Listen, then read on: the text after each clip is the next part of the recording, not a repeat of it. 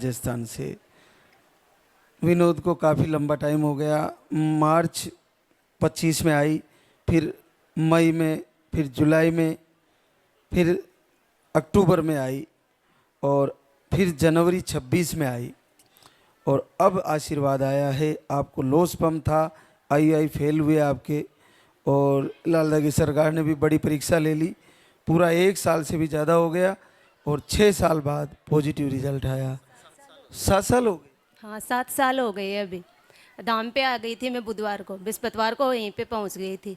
कल मैंने चेक किया था, मैंने संकल्प लिया था कि मैं अभी धाम पे जाके ही चेक करूंगी। या तो प्रभु मेरे यहीं पे प्राण रख लेना या फिर मेरे को पॉजिटिव दे के ही भेजना।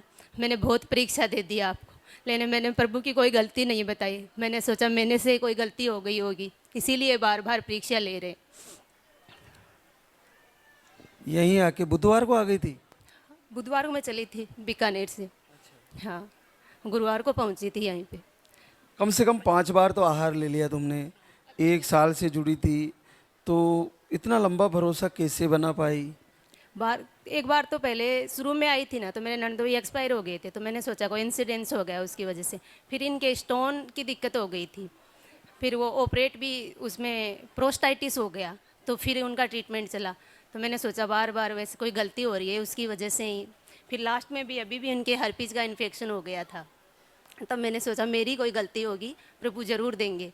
तो मैंने विश्वास बना के रखा। मैंने 4 बार अखंड जोत रखी। अब की बार मैंने सोचा अखंड जोत नहीं रखूँगी, पहले मैं धाम पे जाऊँगी और पॉजिटिव लेके आऊँगी, फिर 11 दिन की अखंड जोत रखूँगी। आज एक ही दिन ऊपर हुआ है और क्लियर पॉजिटिव आ गया। देखो विनोद को 1 साल बाद क्लियर पॉजिटिव है। विनोद सर्विस करती हो? हाँ नर्सिंग ऑफिसर हूँ मैं। कहाँ पे? बीकानेर गवर्नमेंट हॉस्पिटल में। Government hospital. और सुभाष आप? मैं इंडियन आर्मी में हूँ महाराज जी। हाँ मेरी दिल्ली आर्मी हेडक्वार्टर में। हाँ तो विनोद तुमने यहाँ पे आने से पहले बेटा अच्छे से अच्छे डॉक्टर को अपने स्तर पर टच किया, 2 IVF भी, 2 IUI भी करवाए। हाँ 2 IUI करवाया मैंने। पहले मैंने नवलगढ़ दिखाया, फिर झुंझुनू, फिर सिक्कर, फिर जयपुर दिखाया, फिर लास्ट में मैंने एक बार बीकानेर तो मैंने ओनली चेकअप ही करवाया था। फिर मैं 3-4 बार ट्रीटमेंट लेती, हर बार 3 बार 4 बार साइकिल आती। फिर लास्ट में सभी बोलते वैसे तो कोई दिक्कत आ नहीं रही, आप IVF करवा लो। मैंने कहा IVF तो मैं नहीं करवाऊँगी।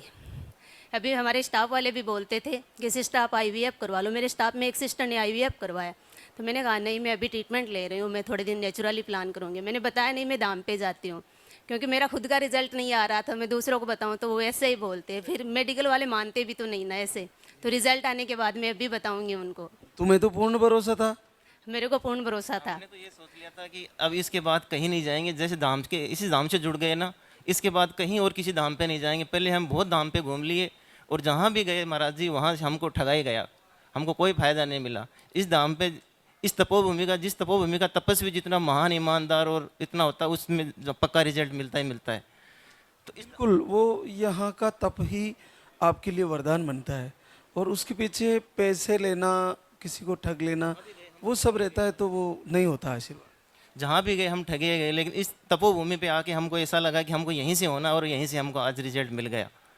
तुम्हें भी पूरा विश्वास था? हमने तो ये सोच लिया था कि इस धाम के सिवा अब कहीं नहीं जाना, जाना तो यहीं से जाना है। इसको बोल दिया कि अभी किसी धाम पे किसी तांत्रिक, किसी महाराज, किसी बाबा के पास नहीं जाएंगे, बस यहीं से ले लेंगे और यहीं से हमको मिल भी गया आज।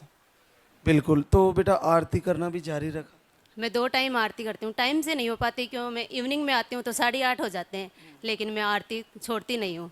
नाइट में भी सुबह आती हूँ तो कई बार नाइट करके आती हूँ तो सुबह भी 8 हो जाते हैं। उसके बाद में मैं आरती करती हूँ। आरती में कभी नहीं छोड़ती। शाम को 1 घंटे करती थी, अब मैं कम करने लग गई। 6 महीने तक तो मैंने एक पैर पे खड़ी होके की थी, फिर इसी महीने मैंने छोड़ दी। मैंने सोचा आप बोलते हो ना कि इतना शरीर को कष्ट मत दो, एक पैर से खड़े होने वाला, और जिस दिन आपने बताया उसके बाद भी इसने बंद कर दिया। कष्ट देने का कोई काम नहीं, मन को कष्ट देना है इसको। आपने बोला शरीर को कोई कष्ट नहीं देना, तो इसने बोला अभी चेंज कर देते हैं इस महीने से, कि जो कुछ ऐसी चीज़ें थी जो हम अपने हिसाब से कर रहे थे, जो लाइव के हिसाब से नहीं कर पा रहे थे, तो उसके बाद से हमने वो सारी चीज़ें चेंज कर दी जो आपने बताई लाइव, उसी के हिसाब से करना चालू कर दिया। मेडिकल स्टाफ हो, तुम्हारे द्वारा भी बहुत सारी सेवाएं होती है, माथा चढ़ता है या नहीं चढ़ता? मैं ऐसे तो मैं डेड बॉडी के पास नहीं जाती थी, मैं बोलती थी डेड बॉडी को, आ जाती है अचानक से आ जाते थे, मैं बोलती थी मेरे को डर लगता है, मैं किसी को ये नहीं बताती थी मैंने ये बांध रखा है ऐसे, मैं यही बोलती थी। सभी बोलते थे सिस्टर मरे हुए बाद में क्या डर लगता है, मैं ये बोलती थी नहीं मेरे को डर लगता है बस, मैं नहीं जा रही, आप ही चले जाओ। दूसरे भी हॉस्पिटल में बहुत सारी सेवाएं होती है, तो दिल से करती हो या खोपड़ी खराब रहती है? नहीं बिल्कुल दिल से करती हूँ। मैं सोचती हूँ मैं खुद कैसे परेशान हुई हूँ, मैं मेरे ऊपर लेके फिर ही पेशेंटों की सेवा करती हूँ। बिल्कुल ऐसा ही हृदय होना चाहिए, क्योंकि मैं देखता हूँ बहुत सारी जो हमारे मेडिकल स्टाफ की बहनें और जो भाई होते हैं वो घायल हो जाते हैं, तो अरे ये आ गया इसको निकाला, दूसरा आ गया, क्योंकि हॉस्पिटल में तो पूरे दिन रहता है, लेकिन सब लोग दुखी होते हैं, है ना? दुखी होके फिर ही हॉस्पिटल देखते हैं, ऐसे कौन आता है हॉस्पिटल में। मैं पहले बहुत डॉक्टरों के पास गई हूँ, बाद में मैं परेशान होके इतने बाबा के पास बहुत जगह पैसे बर्बाद कर दिए। तो बाबाओं ने क्या ले लिया आपसे, क्या किया ऐसा? तो पाठ करवाते थे इधर एक बोला कोक बंधन है, कोक बंधन का अब इसका रामायण पाठ करवाओ, ये इसका ये करवाओ। वहाँ बोला एक के पास गया था, बोला इधर है अजमेर में हजरी वो दरगाह आना, उसमें जाके आपका वो करके आएंगे। बोला 5 दिन लगेंगे, इसके इतने पैसे लगेंगे, वो इसकी जितने तनख्वाह थी वो पूरी लगा दी। अच्छा, तनख्वाह लगाती रहती थी पूरी, इधर से लाके बाबा को दे देती थी? हाँ वैसे ऐसे लगाती रहती थी मैं। ये एक अजमेर में भी है ना मनासिया बहरू जी महाराज, इधर अजमेर में, वहाँ पे भी गए थे, वहीं पे तो पैसे वैसे कुछ नहीं लेते थे, मैं 3 बार गई थी वहाँ पे।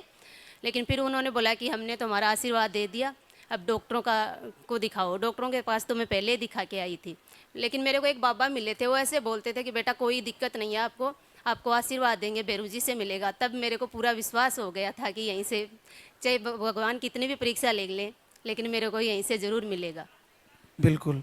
और वैसे भी तुम्हारे ज़्यादा इशू थे नहीं, बस यही था कि डॉक्टर जांच में कोई इशू नहीं आते थे। ऐसे हम बोला कि हाँ कुछ तो लिखाएं, कुछ तो हम आहार लेके जाएंगे। डॉक्टर जांच में 1 बार 2 बार 3 बार फिर बोलता था आप ऐसे नेचुरल ट्राई करो, आपका कुछ आप ट्राई करते रहो, ऐसे हो जाएगा। फिर हमने डॉक्टर चेंज कर देना, फिर दूसरे डॉक्टर को जाना, उसके पास 3-4 बार जाना, फिर उसने डॉक्टर ने भी ये बोल देना आप नेचुरल ट्राई करो, ऐसे हो जाएगा। फिर जल्दी उठना वो सारा किया, जल्दी उठती थी मैं। तेल कम किया खाने में? हाँ तेल तो वैसे ही हम कम खाते हैं, चाय में पीती नहीं हूँ, चाय ये भी नहीं पीती। नॉनवेज खाते नहीं? नहीं हमारे नॉनवेज नहीं चलता। बहुत बहुत आशीर्वाद। वगैरह मैंने सारी वैसे बंद कर दी थी। मैं खटाई विटामिन सी तो मैं लेती नहीं थी। अब पिछली महीने से मेरे मुंह में अल्सर, स्किन ऐसे हटने लग गई थी। फिर एक दिन आपने बोला था थोड़ा बहुत दही ले सकते हैं, तब मैंने 1 महीने में थोड़ा बहुत स्टार्ट किया था, बाकी मैंने बिल्कुल बंद कर दिया था। बस रोटी सब्जी खाती थी और दूध लेती थी बस। बहुत बहुत आशीर्वाद। नन्हे मुन्ने के साथ फिर से आना, फिर से